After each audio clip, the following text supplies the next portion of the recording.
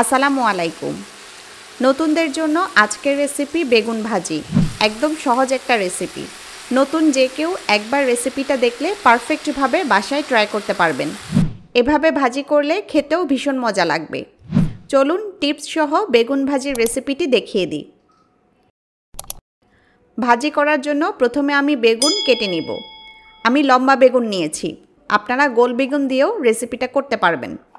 বেগুন চিকন চিকন ও পাতলা পাতলা করে কেটে নিচ্ছি।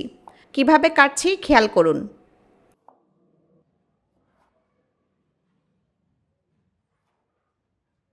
বেগুন কাটার পর সাথে সাথে পানিতে ভিজিয়ে রাখবেন।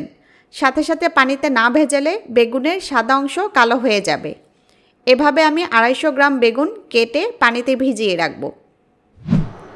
এবার ভাজি করার প্রসেস দেখাই। মিডিয়াম আঁচে একটা প্যান চুলায় বসিয়ে গরম করে নিচ্ছি। এরপর দিচ্ছি তেল। বেগুন ভাজিতে একটু বেশি তেল দিতে হয়। 6-7 টেবিল চামচ তেল দিলাম।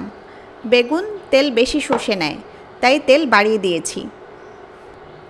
তেল গরম হয়ে এলে দিচ্ছি সামান্য 5 ফোড়ন, হাফ চা চামচের মতো হবে। বাসায় 5 ফোড়ন না থাকলে আস্ত জিরা দিলেও হবে। নেড়ে কয়েক সেকেন্ড ভেজে নিচ্ছি।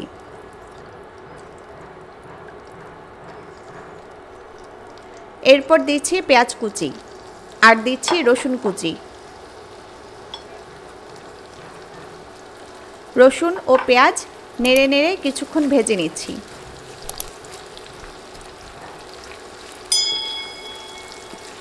এক দেড় মিনিটের মতো ভেজে দিচ্ছি হলুদ গুঁড়া, দিচ্ছি মরিচ গুঁড়া, দিচ্ছি ধনিয়া গুঁড়া আর দিচ্ছি জিরা গুঁড়া।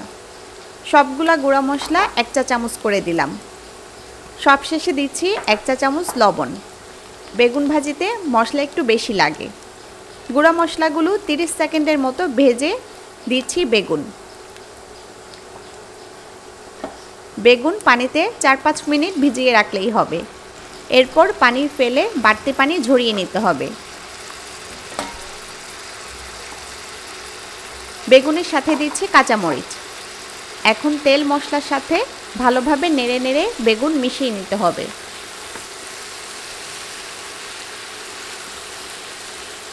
এক দেড় মিনিট ভালোভাবে নেড়ে মিশিয়ে ঢাকনা দিয়ে ঢেকে দিচ্ছি।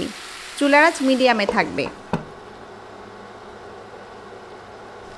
5-6 মিনিট পর ঢাকনা তুলে নেড়ে দিচ্ছি। আমার এই প্রসেস ফলো করে রান্না করলে ভাজিটা ভীষণ মজার হবে। নেড়ে আবারও ঢেকে দিচ্ছি।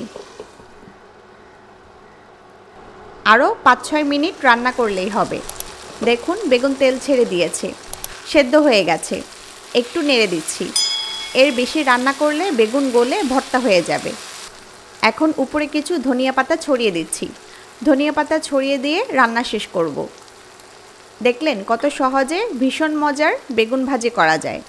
নতুনদের জন্য এরকম অনেক রেসিপি আমার চ্যানেলে আছে, ঘুরে দেখতে পারেন। সবাই ভালো থাকুন, সুস্থ থাকুন। আল্লাহ হাফেজ।